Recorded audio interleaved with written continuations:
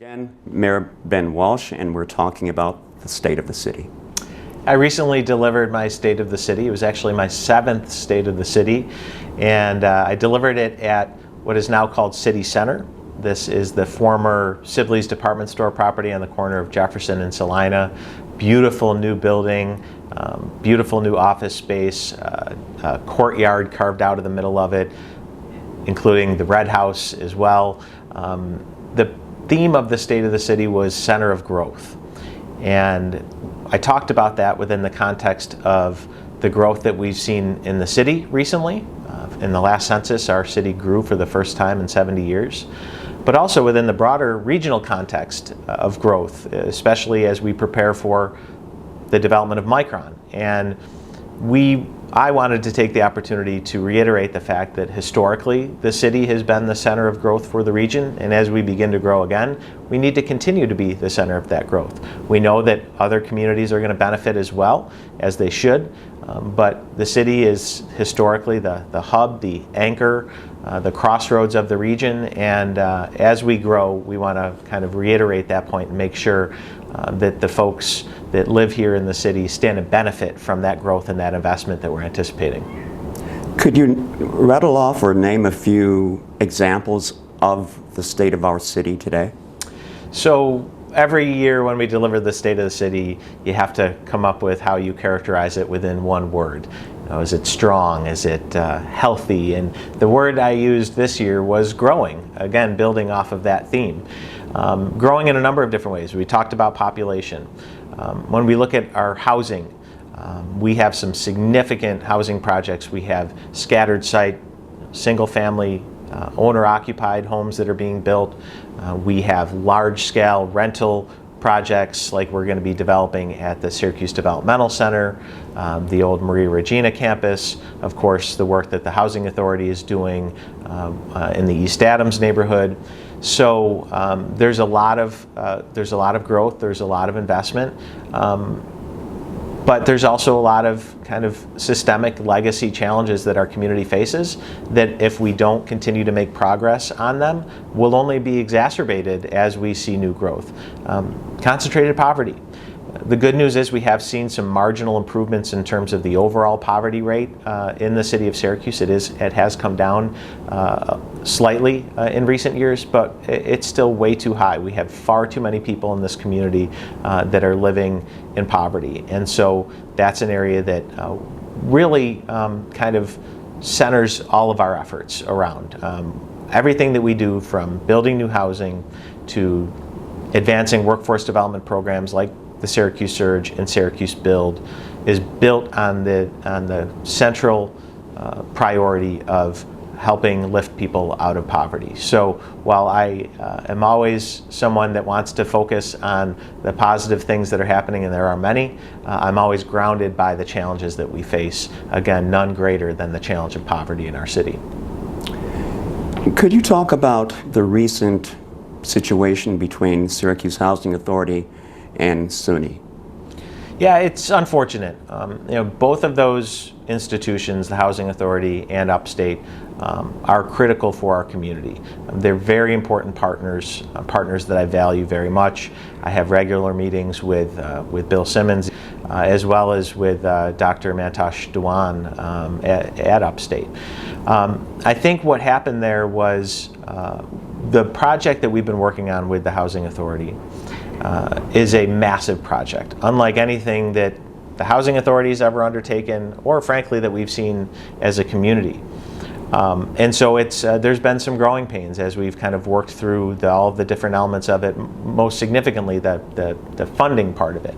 But what I've always said and what I've always believed is that as we undertake this project, it's critically important that we get it right. And that first and foremost, the folks that are living in the Housing Authority properties that we're going to be working on are not only protected but stand to benefit from these projects. That starts with the fundamental promise that every public housing unit that is impacted by the project is replaced one-to-one. We don't lose any public housing units as part of this project. Number two, related to that, anybody that's living in that neighborhood now that is in good standing with the housing authority will have the opportunity to live in the new units as they're built. And we're committed to that, and the housing authority is committed to that.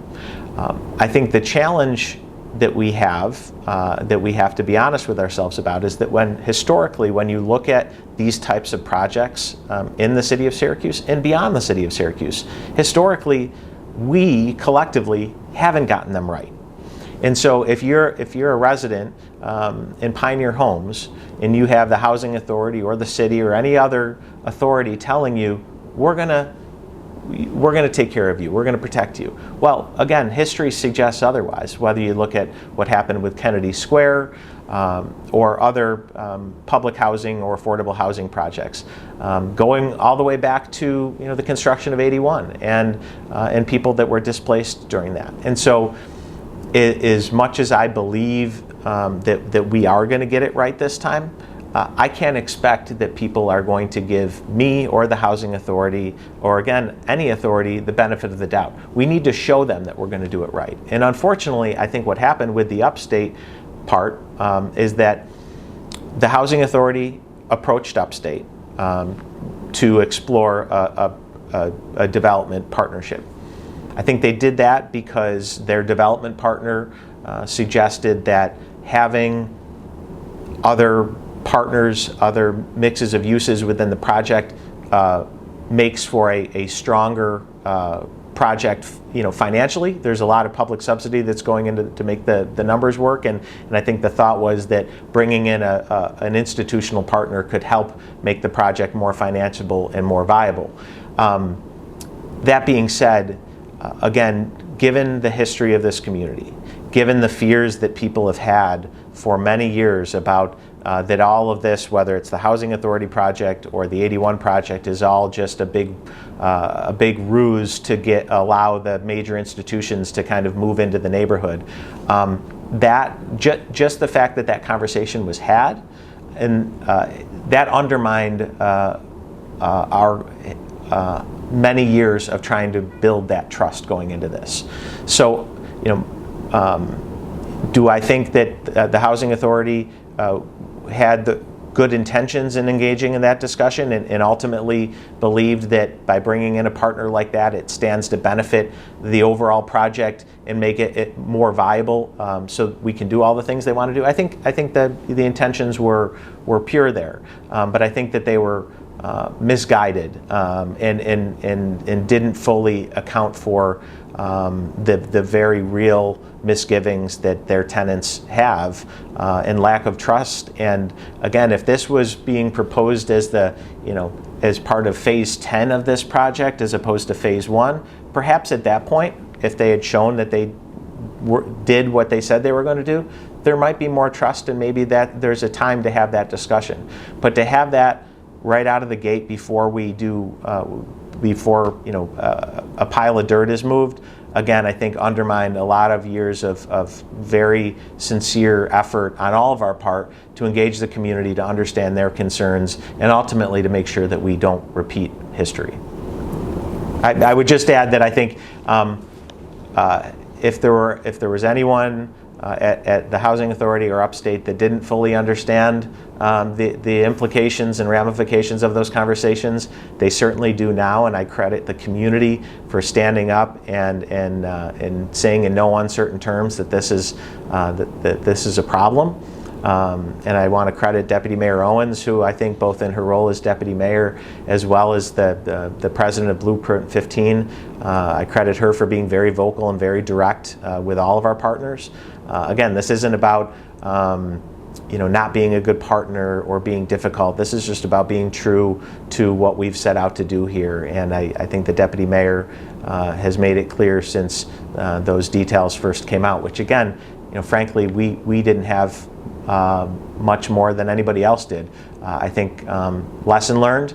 I think we're going to focus back where we need to be focused on, which is the people that live there right now, making sure that we do what we've said we're going to do there, and that's what we're going to work very closely with the Housing Authority to make sure they do.